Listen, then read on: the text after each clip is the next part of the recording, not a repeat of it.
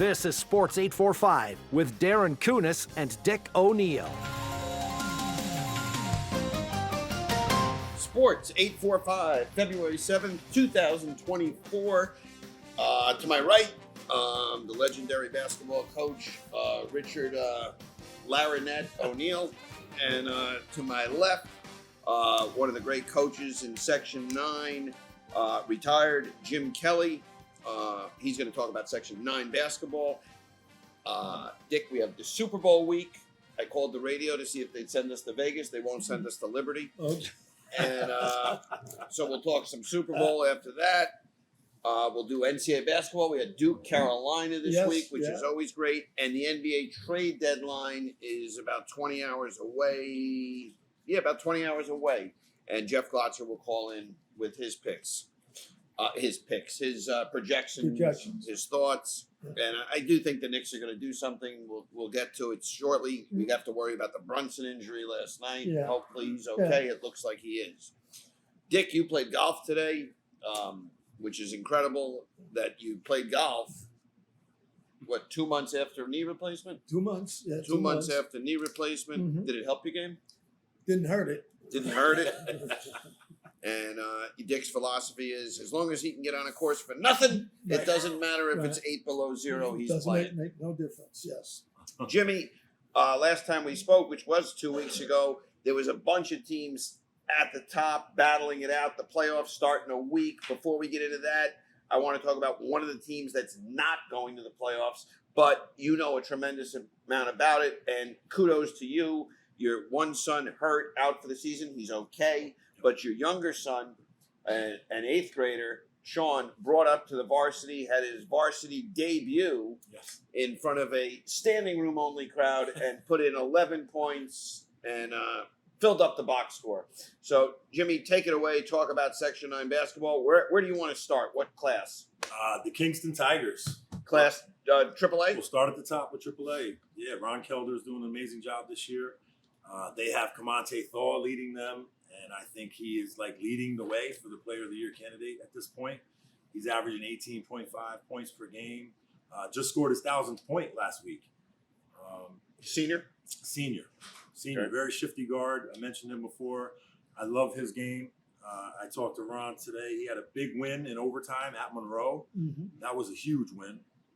But they have Elijah Abrams with 18 points a game. Derek Constance with 13 points a game. Brad Gardner with 12. Very deep, this Kingston team. Senior Leighton team? Or Yeah. Okay. Yep. A lot of seniors. Is this the type of a team that if they get through Section 9 could perhaps cause some damage in the state tournament? I think they could go.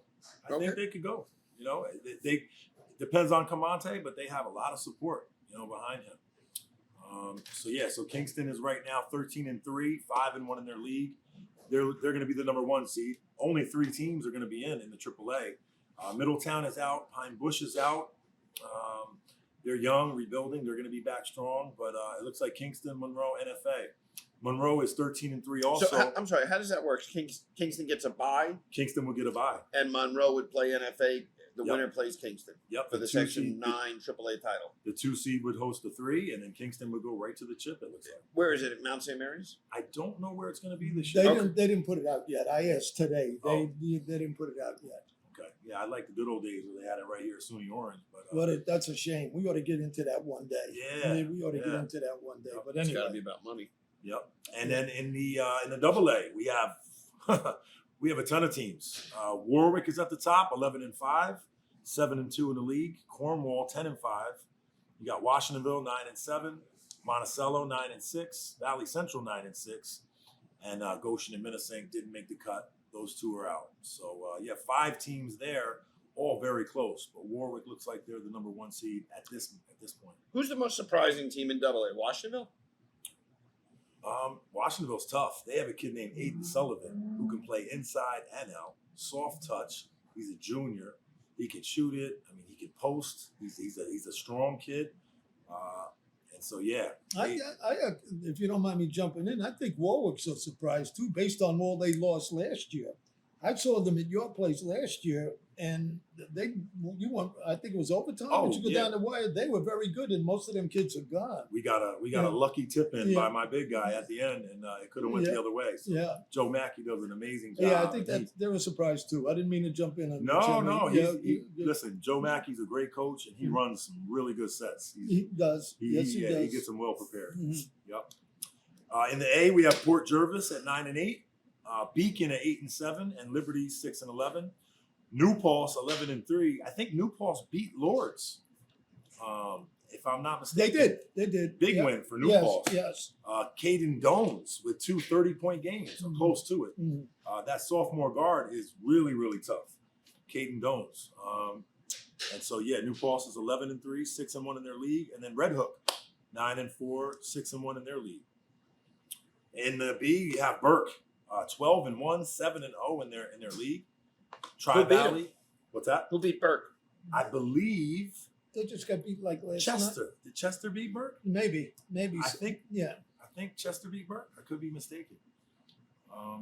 So Burke's 12-1, 7-0 in league. 7-0 in the league. Yeah, and the O'Boyle kid is also running for Player of the Year. He had 40 the other night. Wow. Yeah, That's yeah. right. He had Boy, 40 the other night, and smooth jump shot. yeah, Oh my yeah, goodness. and he plays hard. He's fun to watch. Oh, he plays plays D, really hard. he bangs. Left-handed. Yep. Actually, it couldn't have been Chester that beat him if Burke's 7-0 in league, right? Because they're in that league. Yeah. No. Who was it? Someone else beat Burke. Who else beat Burke? All right, All right. Yeah, it might be more there. This was yesterday, so I don't know. It might not be updated. got it. You got Tri Valley still in the mix at 10-5. Chester 9-6. Fallsburg still alive, 6-7. They're 2-4 in the league. The Comets. Yep. Sullivan West O'Neill, they're out. Ellenville 10-1, 8-0, and in the Mahal, and then Spack and Kills is still alive, 12-3, and Rhinebeck 8-5.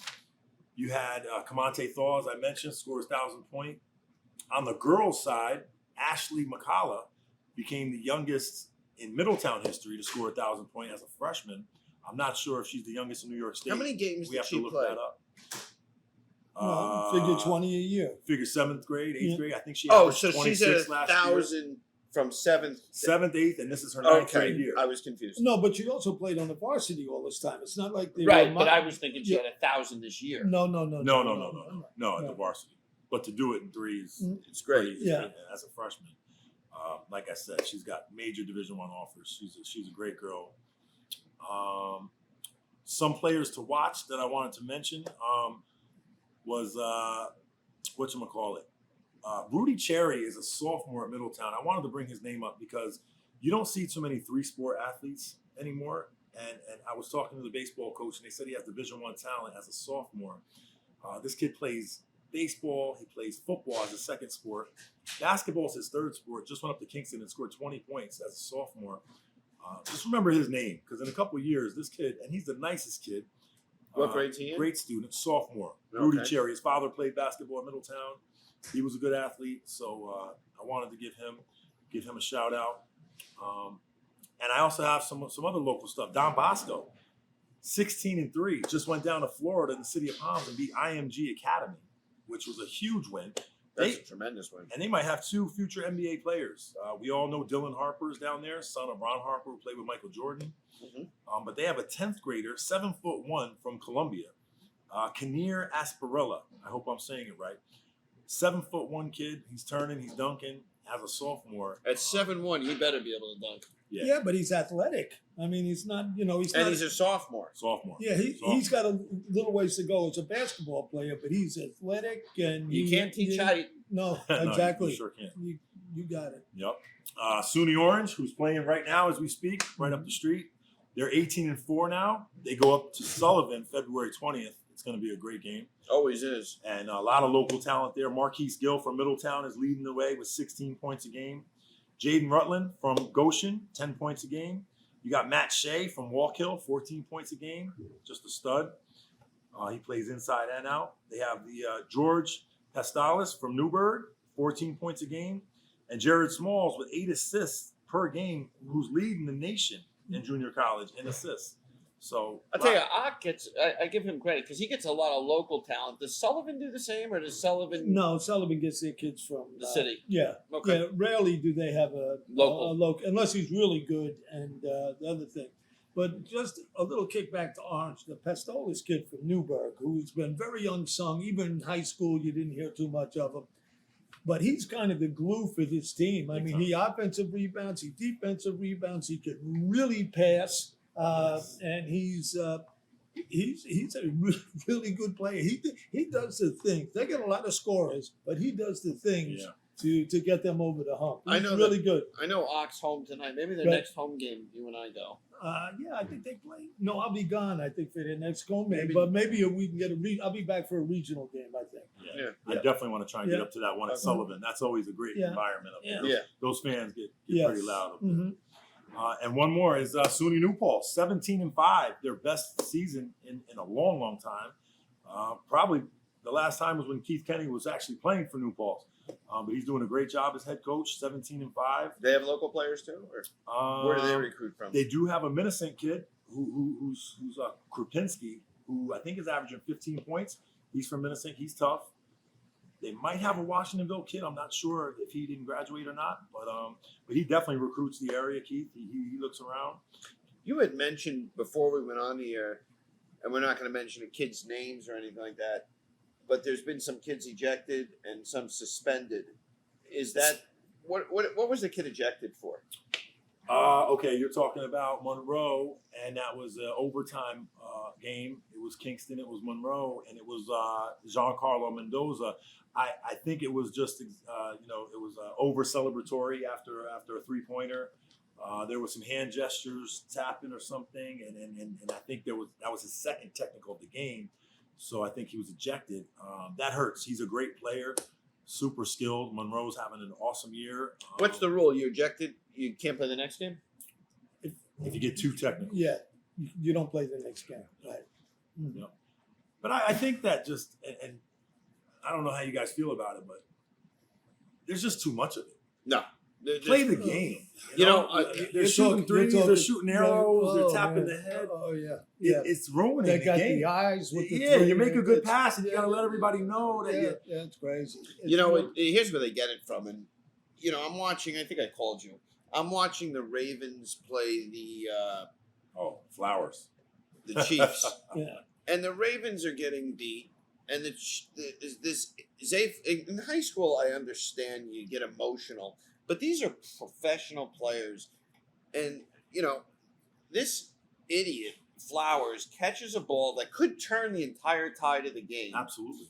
And instead of getting up and going back to the huddle, he has to put on a whole show. And you want to say to him, idiots, look at the scoreboard. Exactly. You're getting your ass kicked the entire game. Mhm. You make a catch like you're supposed to, and you got to stand up in front of the guy, step on him, spin the ball, put on a whole show, and cost your team 15 yards. To me, that turned the game. While they're going in for a touchdown, That's this my is point. this is like on the 2 or 3 yard line. They brought He it does all this the way now. back. Yeah, it's just dumb. It is dumb. Look at the Syracuse, 6'9", Benny Miller. Mm. He was removed from the team. Yeah. Syracuse. I was told Division one. I was told today. I played basketball with a couple of referees. I was told today that 2 high school players accosted one of the referees in the parking lot after the game.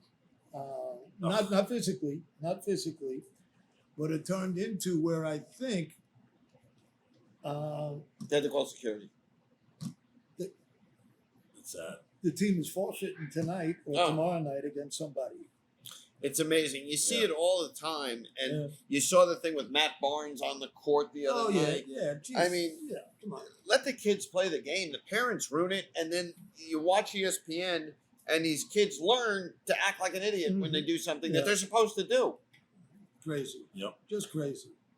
They're getting paid all that money to do that, and then come on. You know what? Really, give me a I was break. watching Caitlin, and we'll get back, Jimmy. I'm watching this girl, Caitlin Clark, and she is the Oh, best fabulous. women's basketball player I Fabulous. have ever seen. Fabulous. She Yes. is unbelievable. But she does that crap too. Yeah, she does. She does. But she hits shots from Yeah. half court. Yeah. She Yeah. is an unbelievable Yeah. passer. yeah. But it goes on everywhere. Let's get back to Jimmy as soon as we take this break because we got to take a break. This portion of the show is brought to you by Village Pizza. Village Pizza is located on Greenwich Avenue in Goshen. Everybody sells pizza in Goshen, but Village Pizza is a step above everybody. They do a great job. They deliver. Their prices are great, and they don't just sell pizza. It's all kind of Italian food. Go see the Pope John Paul over at Village Pizza. We'll be back right after this.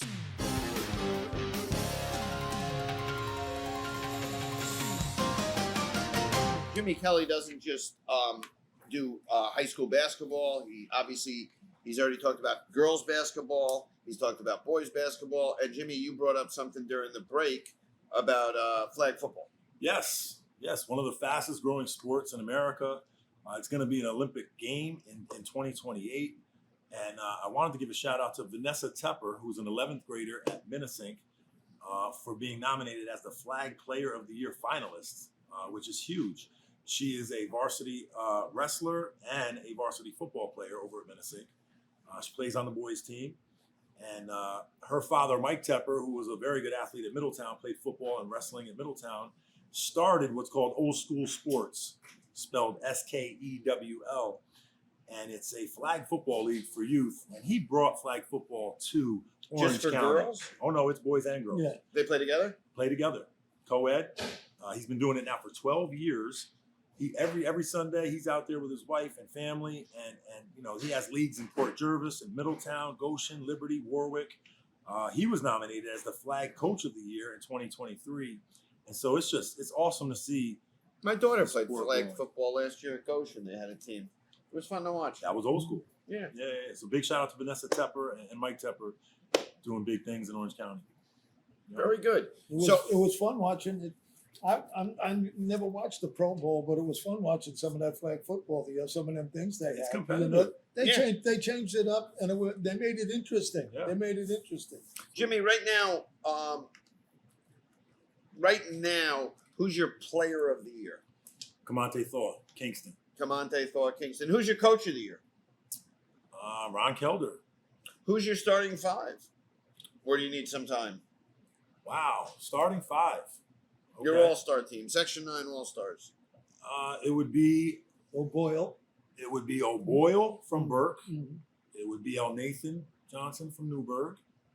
It would be Giancarlo from Monroe. Kamante Thaw, and then we need a big guy in there. Do you need a big guy? I mean, I really like Aiden Sullivan from Washingtonville. Well, there you go. He's a stud, and I might be forgetting someone. I haven't seen enough games. Okay, well, at the end of the year, I think that'd be a you'll pretty award good a five. player of the year or something. We'll do something for him. That'd be cool.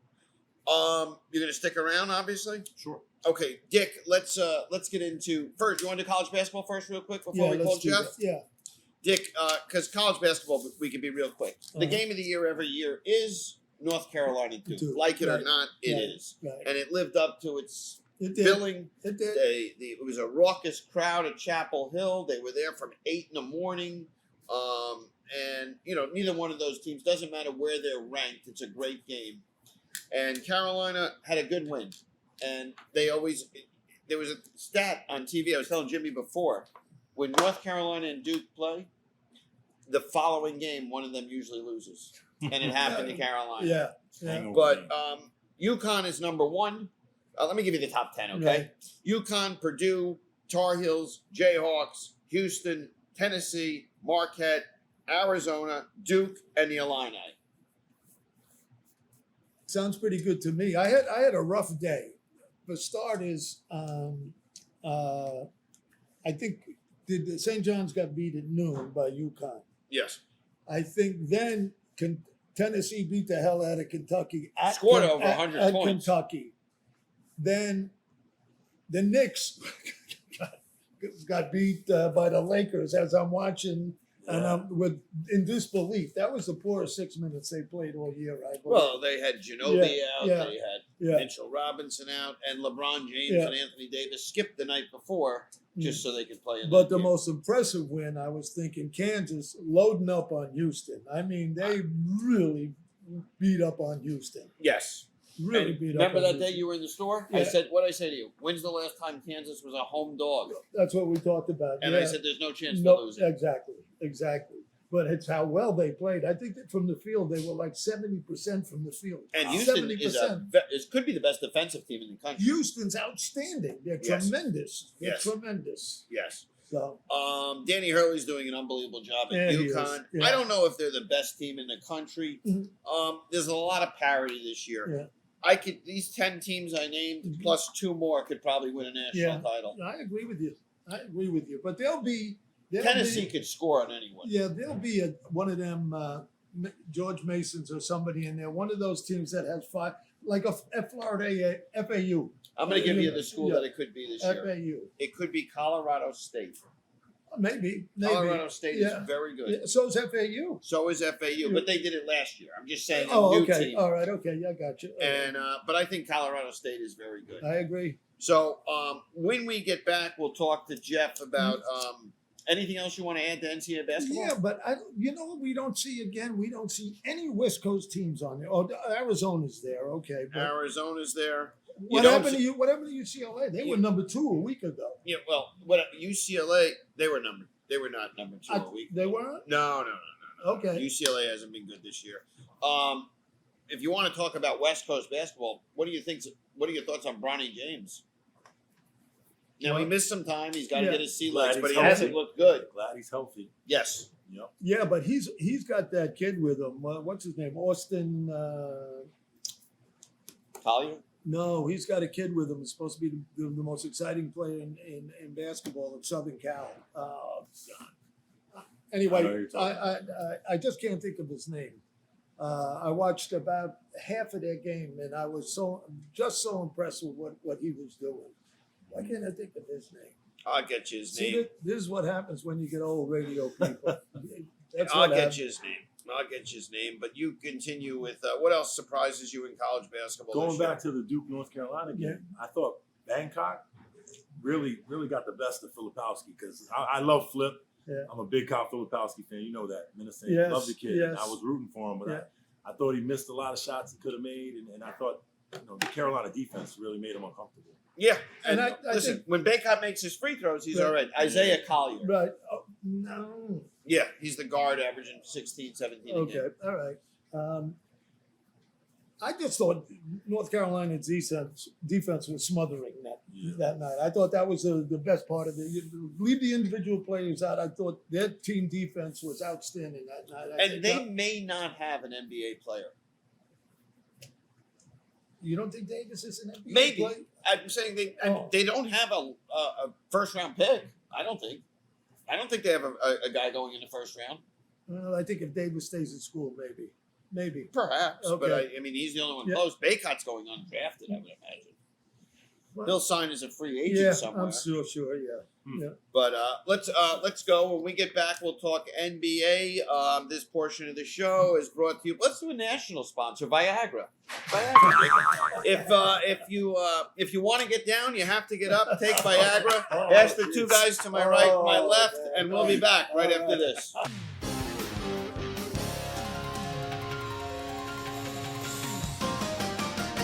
We are back. Sports 845. The NBA trade deadline is in about 20 hours. Woj, Shams, and Glotz cover the NBA better than anybody. Jeff, this portion of the show is brought to you by Artist Alley. You're familiar with Artist Alley. She has she's at Elite Studios in Philly. She got me this shirt here. Very nice. Yes, But how come I don't have one? because you're not a boyfriend. I am. Jeff, the trade deadline every year, all these rumors circulate and everything like that. But I was thinking about one thing. Since this play-in tournament started, I think there's more buyers than sellers, or more false hope than ever before for some of these teams. Because you look at the East right now, you got in order Celtics, Cavs, Bucks, Knicks, Philly, Pacers. Then you have Heat, Magic, Bull, Hawks vying for the play-in. In the West, Clippers, Thunder, T-Wolves, Nuggets, Kings, Suns. And then you got Pelicans, Mavs, Lakers, Jazz. it really only leaves, what is this, 30 teams? There's probably 10 teams that don't that make are it. finished. Yeah. So the other 20 teams feel that they have a chance to get into the play-in, the playoffs, and maybe make a run. Is that something that holds back a lot of these trades? I think there's something to that. There are definitely a lot of teams, a lot more teams that have a shot at making it, and it really comes down to each organization's where they're at. For example, like the Bulls, people have been trying to pull assets away from the Bulls, for the last few weeks. And what I'm hearing is that the Bulls feel like, they want to keep things together because they feel like they're gonna shoot up and not only be like maybe a play-in team, they may rise as far as 6. Do they feel So that same way after losing Levine for the season? Yeah, I don't know. yeah, they do. They do.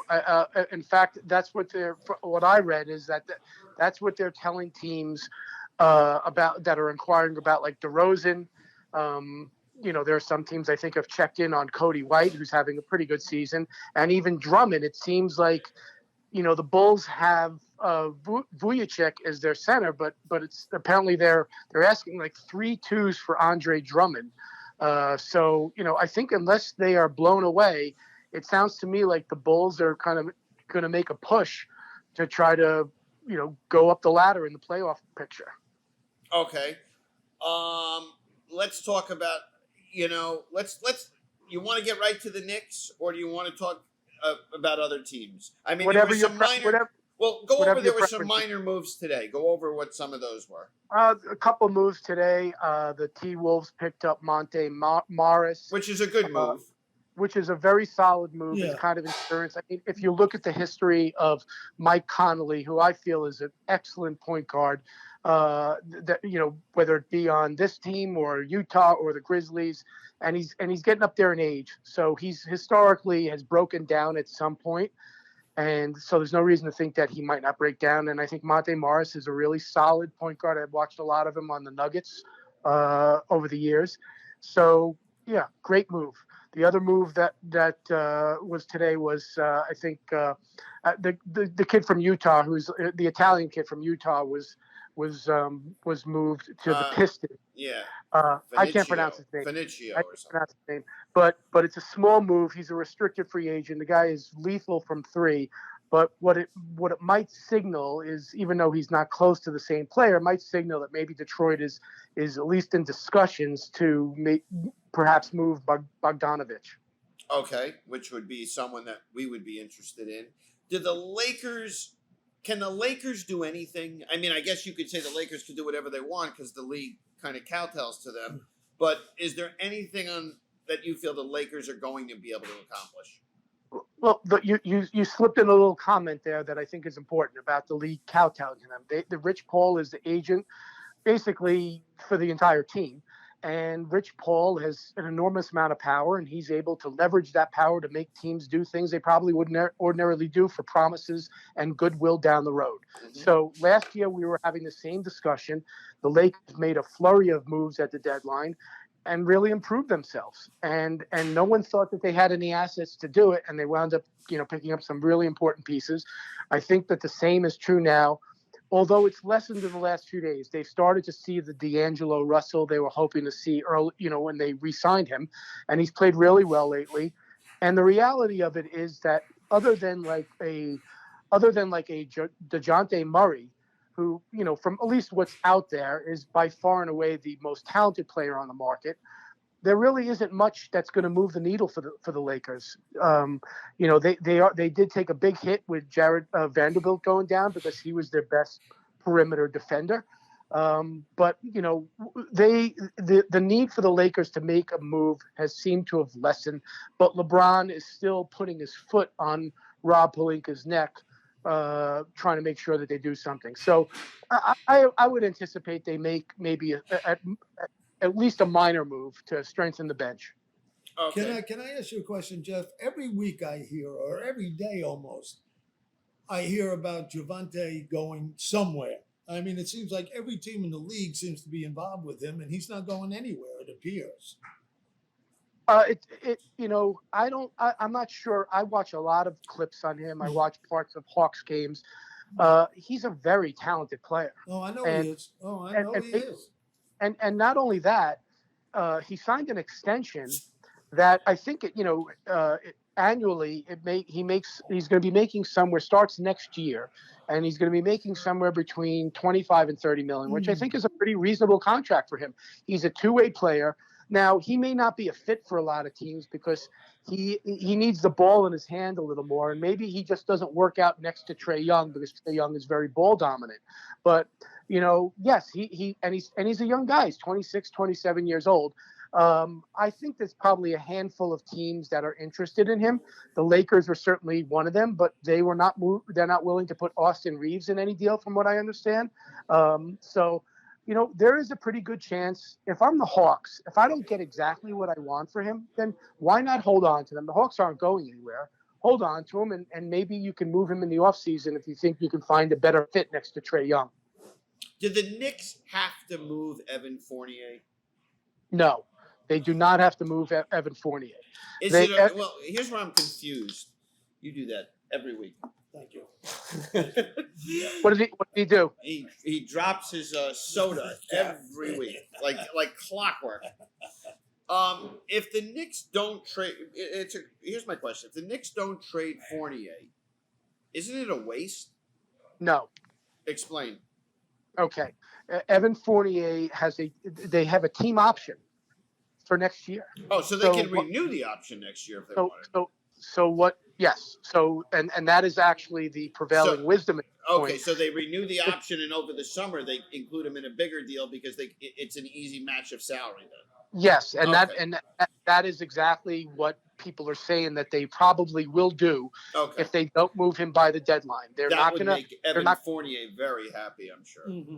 Well, obviously it's not. He's been a good soldier, Mm-hmm. but the reality of it is, they need his contract because the Knicks still have, whether, assuming that they don't make a big trade here, and I don't think there is a big trade.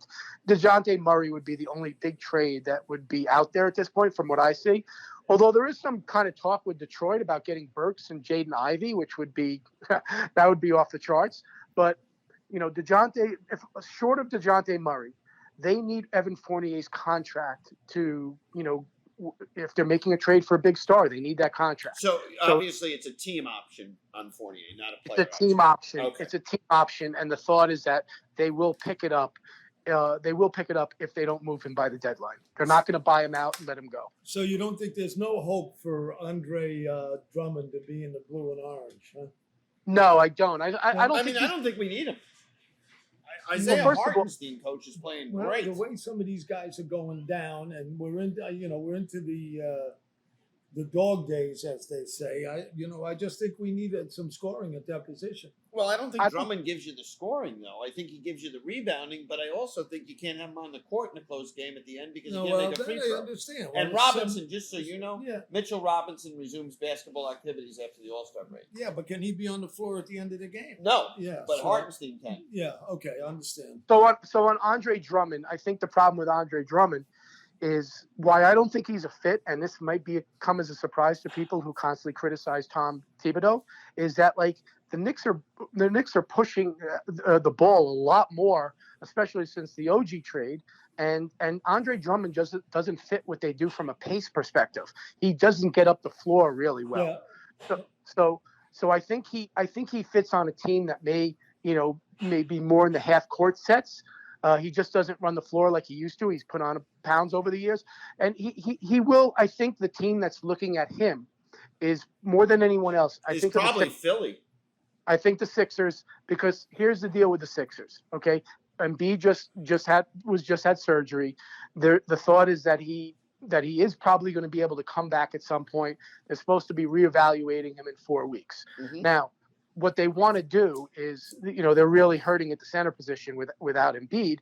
I think Drummond fits them because what they'd like to do is they want to kind of just stay afloat. They know they're going to go make the play in or hang on and get a 6 seed. They want to make that 6 seed. They don't want to be vulnerable and be in a play-in game. That shows you right there that Embiid, and I know Jokic, but it shows you right there who the MVP is. Yeah, and the thing of it is they get to put the ball in Maxi's hand a little more, and But- that could pay off for them. Well, injuries Yeah. also Yeah. are gonna, injuries are gonna dictate some of these Oh, trades too. I mean, if we find out tomorrow that OG and Randall are gonna be 6 to 10 weeks away, Yeah, and Brunson's hurt, then Yeah. other things, you could change your whole philosophy. things happen. Exactly right. Jeff, the guys, let's exclude Devontae Murray for a second. The guys that we're hearing, Bogdanovich, Burks, Jaden Ivey, I think is a pipe dream. Who's the guy that fits the best on this team? There's a few guys that fit Keldon really. Johnson, PJ Washington. Let me put their names in there. Okay, sure. You could put those names. You could also put Okoro from the Cavs. I've heard his name. I don't think they're going to trade him to the Knicks, though. I don't think they would trade him. Maybe not. Maybe not. But all the guys that you just mentioned, they all fit. Alec Burks fits like a glove because he was on this team. What'd you say? Because he was here. Yeah, he was there. He was on the team. He was on the team that made the playoffs that first year under Tibbs. Mm-hmm. So he hit a lot of big shots. Now, what happened to him is they needed to get rid of his contract, and that's why they moved him. Mm-hmm. But also his usage was too much on the Knicks. The Knicks were put in a position where they were many times playing him at the point guard. He's not a point guard. He's a two guard. Plays great D. He's a bucket getter. And, when he's put in that spot, he's reliable and he's just a solid veteran. And here's the other element of it. From a new guy walking into a locker room, that guy, everyone knows who he is. He's going to come in. He's a professional and he's going to fit right into the locker room seamlessly. So they probably have to give up the lease to get him also, which is another factor. They do not want to give up future ones in these deals. And maybe they can accomplish that with Burks. Unless it's a bigger deal. Brogdon on Portland also would be a great fit, but apparently Portland wants to keep him around to kind of just help these young kids, just a vet. Well, And Brogdon wants to I be. love him. Yeah, but Brogdon actually said he'd like to stay in Portland. Yeah.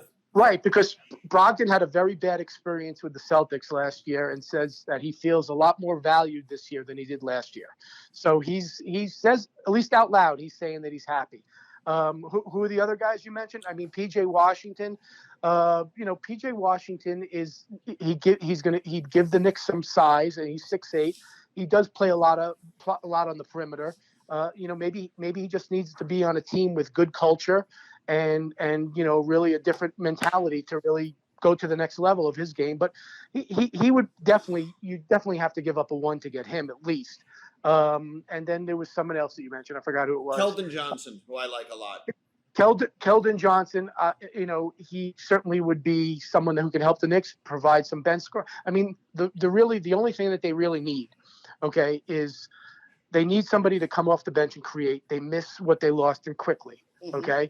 So they don't have to bring back Quickly type, but they need to bring up someone who can break down the defense. Some of these guys are playing well for them, but they're not those guys. Deuce McBride has been playing terrific, but he doesn't break you down off the dribble. I'll tell you who's been unbelievable this year is Dante DiVincenzo. And Jeff and I were talking earlier. I don't know if you agree. Who does he remind you of? John Starks? A little bit. Yeah, a little bit. He does remind me of John Starks. He has been unbelievable the last 2 weeks. The Knicks were melting down last night, and he literally just came to the rescue at the end of that game and buried like a three that was from like 3 feet behind the 3-point line. And we are learning a lot more about this kid. I mean, he had some, obviously on the biggest stage in college, he had a great game in the national championship game. He's a very skilled guy. He's not just a 3-point shooter. The more we watch him, the more versatility we see in his game. And you know what? He's a scrappy defender. So, I think he should be on the floor a little longer than he is. I think he should get more minutes. I think what they are if they somehow made this DeJounte Murray trade, and he was just kind of like he was just downgraded tonight for tonight's game. I don't know if you can read anything into that. But I'm sure he was down. You almost expect him to be downgraded to doubtful tonight because, I mean, it's no secret teams clamor for him, and the Hawks can't afford to get him hurt. No. Right, but the thing is, I've been thinking about this, and I know that there's an expectation that he comes in and you plug him into the starting lineup.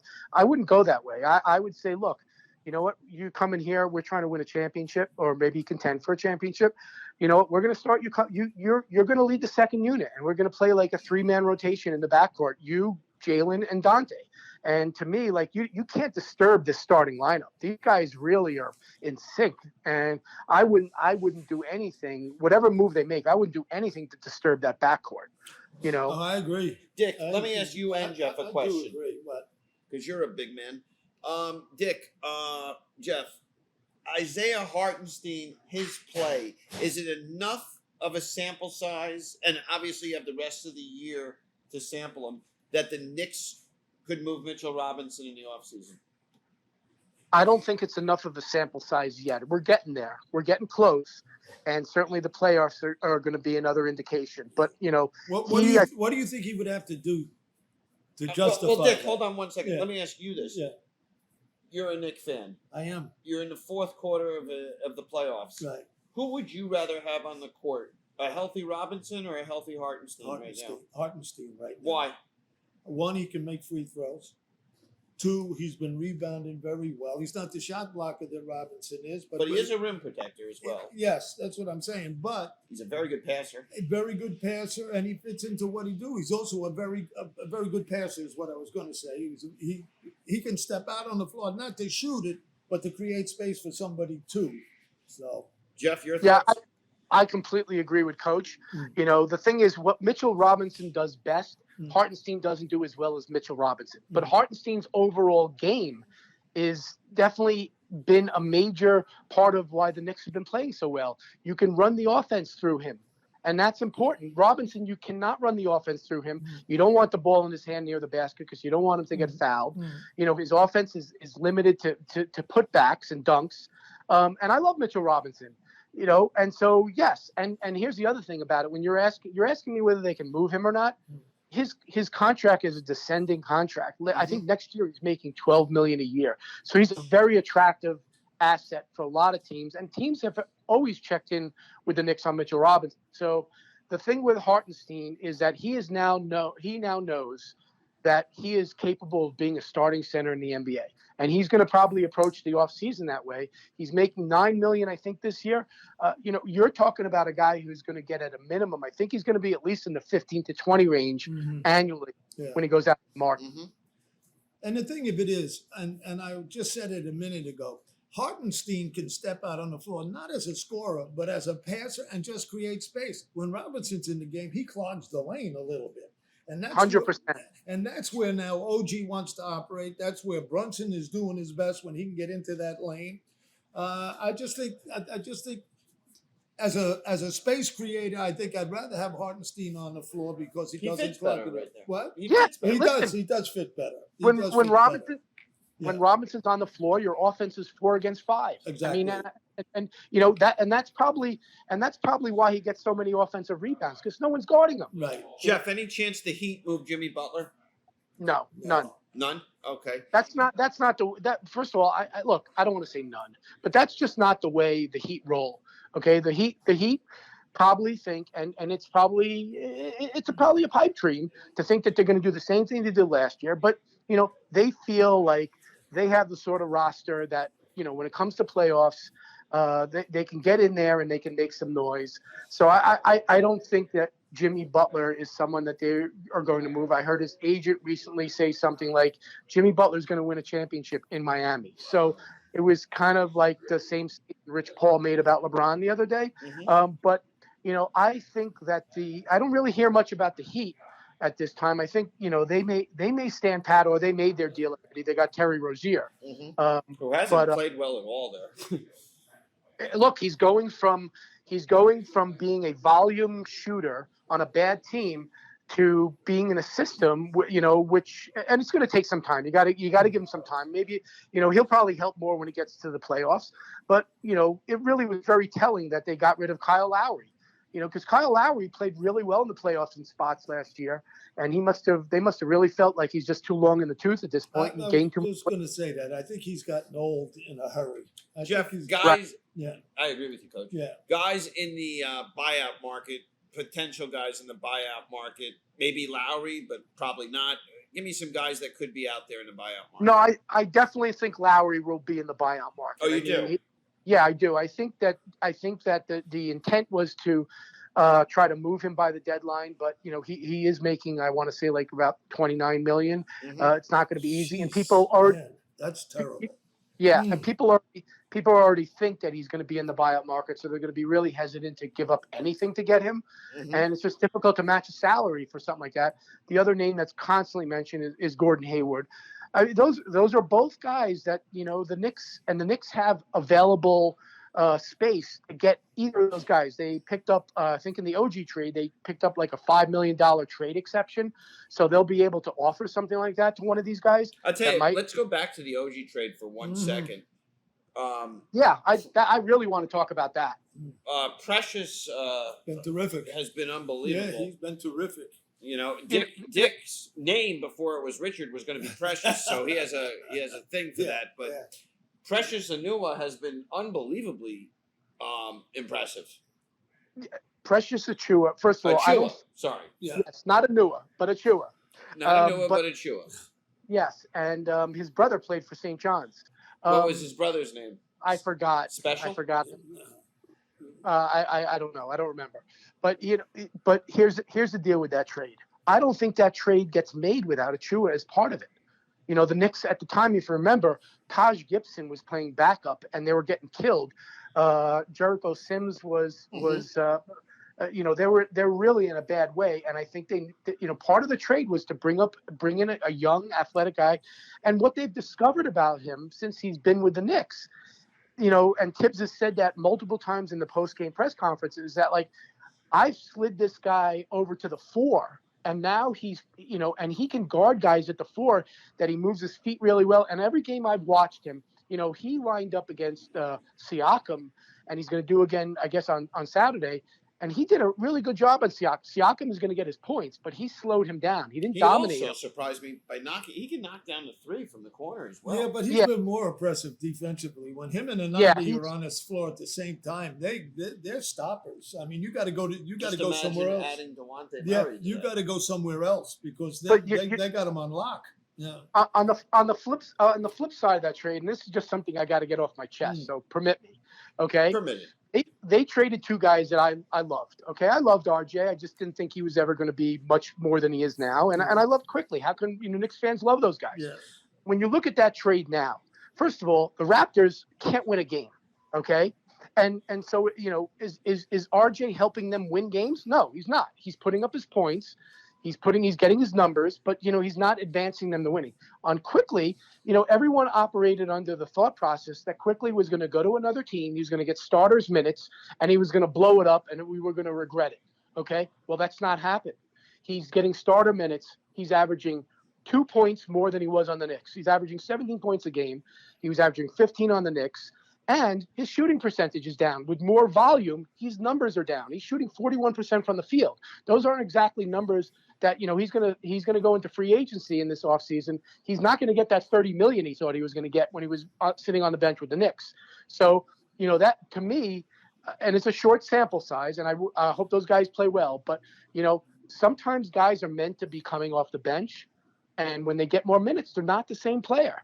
Well, so, I just think Quickly's mindset changed when he went from being a role player with the Knicks to being a starting guard, a starting player on a maybe not a great team, but a decent team. And I think his whole mindset changed. Coming off the bench, all right, this is what I got to. This is what's happening on the floor. This is what I got to do. Well, he's already on the floor when he starts, and I just think that's a whole different mindset for him.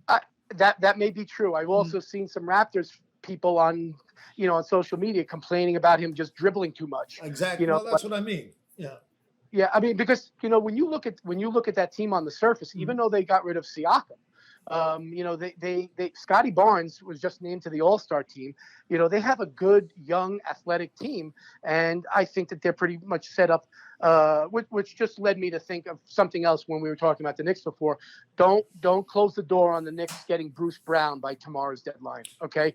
I think that's he may not be a perfect fit because he's duplicitous of what He's what? Say that Both slowly. Say that slowly. Buddy, Darin, I am sorry to use SAT words with you. I apologize. Okay, but I think the problem with him is that he brings a similar skill set than Hart and DiVincenzo. They have a lot of similar traits. I agree. They're both duplicitous. Listen, Jeff, the biggest name that gets moved is going to be. Oh, geez. I mean, if it's not Murray, it's going to be everyone's in the same category. Okay, so there's not going to be a shocking move out there. LeBron doesn't get moved. No, LeBron is not going to get moved. Does Mikal Bridges get moved? No, I actually read that the Nets want 12 first-round picks for him. That's good. And he's not getting moved. He's not. First of all, he's a good player, and I would love to have him on the team. I don't know. A lot of people want him on the Knicks. I'm like, I don't see him as a two guard. So that's I don't see that.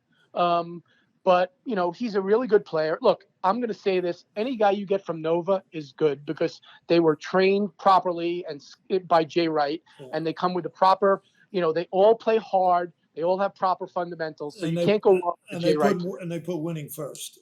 And they put winning first. I actually saw something that somebody asked DiVincenzo last night. They're like, "Hey, is it like surprising to you? Like, do you look at yourself differently because all this usage, your numbers are way up?" He's like, "I don't care about my usage. I just want to win games." Mm-hmm. Jeff, at 4:05 tomorrow, who's the newest member of the Knicks? Alec Burks. Alec Burks. Okay, I'm good with that. I mean, it doesn't match salary wise if they're moving Fournier in that deal because because Burks I think makes 10. So in my head, I would love to get another big. I would love to work in like Danilo Gallinari into that deal. Look, he's not going to give you a lot these days, but he's a big body, and you know what? He can hit a three. I would sign right now if I can't get Murray for Bogdanovich and Burks. You're going to have to put more money in that deal because Bogdanovich makes about 20, I think. So you're going to have to put $30 million, or maybe you have to put like 75%. Whatever it is, Grimes and Fournier and no, I don't know that I'm putting Grimes in a Bogdanovich deal. Grimes is a better Landry Fields, but not great. You and I have a different opinion of him. I mean, Landry Fields was out of the league in 5 years. Okay, so I mean, you love Quentin Grimes, Coach? I do. Okay, I do. Then I'm in the minority. I do. Okay. I don't love Quentin Grimes. I mean, I want him to be good, but I have not seen him advance like his playmaking ability. Right now to me, he's a good defender and he's a spot up three. I need him to be more than a spot up three. I need him to be able to like take a guy one-on-one to the hoop. He doesn't do that. So Jeff, if he doesn't do that, those guys are dime a dozen in the league. Jeff, before I let you go, the 49ers play the Chiefs this week. Who wins the Super Bowl and why? I think that the Chiefs win. Listen. They're going to win because of Patrick Mahomes. It's as simple as that. I think that the 49ers have, they've been sliding by. They really, the first half of the season they looked really strong, and they just haven't been clicking. I think it'll be a close game. But I just think that there's just something special about this kid that he's just not going to let the Chiefs lose on the biggest. And I agree with you. Until further notice, until somebody beats Mahomes, I'm riding with Mahomes. We'll get I have not seen. I have not seen I expected to see more out of the 49ers pass rush. I just don't see them being that dominant. Bosa just hasn't been killing people, and I hear that they hate Chase Young. They just haven't seen enough from them to think that they're going to get in his face. And, Brock Purdy will play a good game, and it should be a close game. And the Niners could certainly win this game. The Chiefs just don't have dominant receivers. I think Isaiah Pacheco could have a big game, the kid from Rutgers. Mm-hmm. And, that's the change that the Chiefs made in the season. Andy Reid, for once, went to he made an emphasis to run the ball more, and it's really benefited them. And their defense is solid. And I think at the end of the day, a 31-27 game, Chiefs win. 3,200. Over or under, Dick? I'll tell you what it is. 3,200? You going over or under? Over 32 points? No, 3,200. I'll tell you what it is after. Over or under? Under. Under? I'm going to take the over on the amount of times Jeff hits refresh on Wojnarowski and Shams tonight. Jeff, thank you very much. I'm put it this way. I'm on the verge of getting carpal tunnel syndrome from it. Okay, I think I know another reason why you might be getting carpal tunnel. buddy. Let's not go there. That's twice. He's gone a couple of places here tonight for our show. Yes. Yeah, All right, Jeff. yeah. Thank you. Thank you, Jeff. All right, guys. Thank you. We'll be Speak to you back soon. Take care. right Have a after good night. this.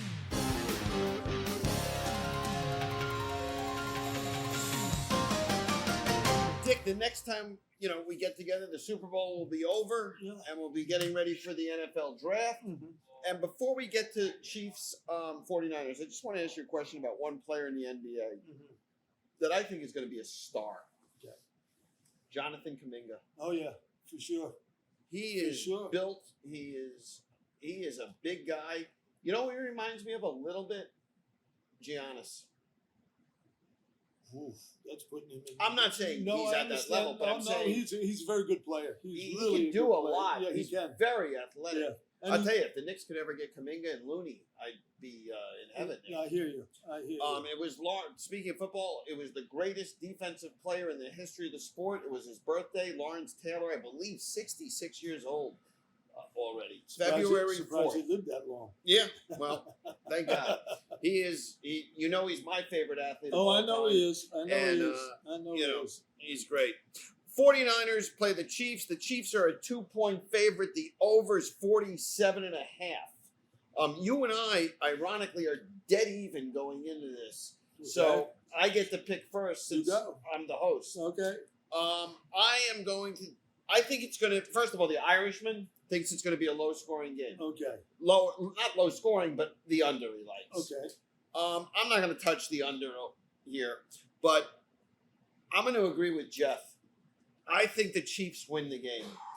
I think you have to learn to win and take a loss first before you win. And Purdy, listen, Artist Alley's Eagles escaped for many games this year and then lost.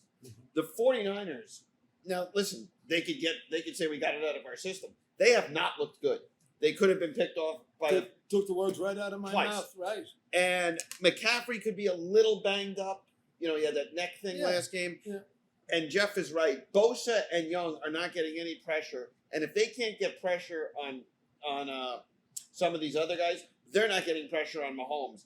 The key to this game could be Steve Spagnuolo, who's been unbelievable. His defense completely shut Lamar down. With 2 weeks to prepare for Brock Purdy, I think the Chiefs win the game. And it's not going out on a limb. Mahomes is now Tom Brady. And until he's beat, it's Mahomes. Right. So I have a feeling you and I are both picking the same. Yeah, I feel like you're forcing me to take the. No, I'm 49. not. You could take the Chiefs. I want to take the Chiefs, and I'll tell you why. Go ahead. For just that reason and no reason alone. Until somebody shows me that they can beat Patrick Mahomes in big games, I just think he rises to the occasion. I think he's at another level. I think some of the things that we were worried about, I think his wide receivers are a little better. I think Rice has come along. I think Pacheco, if he stays healthy, has done a good job. But I just think he finds ways to do things. And again, what Spagnuolo's been doing is real. And he's going to get another chance as a head coach. And where Purdy's in trouble is the two safeties on Kansas are all pros. Mm-hmm. They're all pro first team. Mm-hmm. They're going to run into trouble. I think one of those guys is going to have a pick six, and I think that may be the difference in the game. Okay, listen. I can't disagree. I think Spagnuolo. I think the Chiefs win. I think Spagnuolo at some point gets another head coaching chance. Oh, I think so. But he might love it there. Well, it depends. There's a lot of talk about. I was just talking with Richie while you were outside about Reed retiring. Mm-hmm. And if that would they move Spagnuolo up? I don't know. His success. Don't forget, he was a coach on a giant team that I didn't think was all that that was all No, that he didn't great. have- You know, yeah. And I think with this group, if he brings in a good offensive coordinator, I just think that thing can continue. I think that thing can continue. I think Pacheco has a Right. big game. Mahomes, you know what's Right. amazing Right. to me? Mhm. And give Andy Reid and the offensive coordinator. Andy calls the offense, right? Right. You can't. The Kansas City Chiefs for a Super Bowl team. Mhm. Yes, Rice is playing Yeah. better. Yeah. Their wide receivers are horrible. Yet Kelsey is open every goddamn play.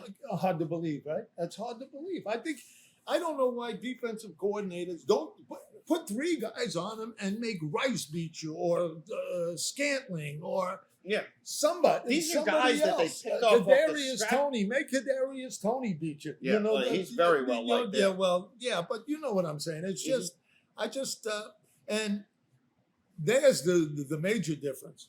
The receiving core of the 49ers is maybe the best in the business. Yes, I think Ayuk, they're that And good. don't forget, McCaffrey catches a ton of balls. That's what I'm including him in there. Yeah. Their tight end is all pro, and if they ever get Debo rolling, that could be scary. Yes. That could be, and Ayuk, But they yeah. haven't. yeah, And they're deep. The 49ers, all season long, both you and Yeah. I, 49ers, Ravens, 49ers, Right, Ravens, right. the 49ers defense, they pick up Chase Right. Young. Their defense has gotten worse. right. I agree with you. And the thing of it is, And Buckner Yeah. doesn't miss a kick. no, at all. No.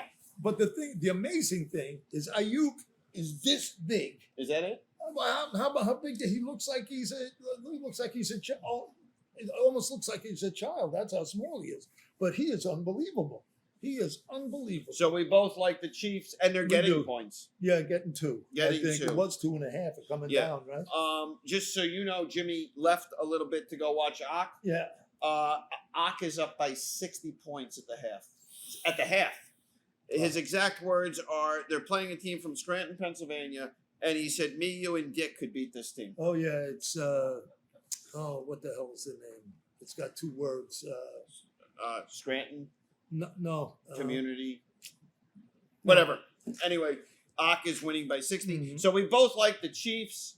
What do you? Freddie Dana is going to be starring, from what I understand, up for an Academy Award. Right. It's going to be in a 30 it's- second deal. It's in between him and the Clydesdale Yeah. for the Academy Right. Award. And it took 8 hours to make that Yeah. shoot. Yeah, probably. Freddie, eight hours for a 30-second yeah, shoot. Freddie, stop speaking about Caden. Take number 97. Oh my boy. We'll be back. I think we're going to take a break 1 week after the Super Bowl, and then we'll be back. All right? No, I won't be back. You won't be back. No, I won't be. I'm coming back. The like- 17th. No, the 23rd. 23rd. Yeah, I won't be. And I around for have that. my knee thing on the 21st. So we'll see. We'll play it by we'll ear. Play it by ear. But we got to get. I'll be back here. I could do it from home. I mean, Well- I could do it from Carolina with you. We could. We got to do it because we have Section 9 playoffs. Exactly. Okay. All right, Rich. Thank you very much. Thank everybody for listening, Thanks, and we'll Rick. be back.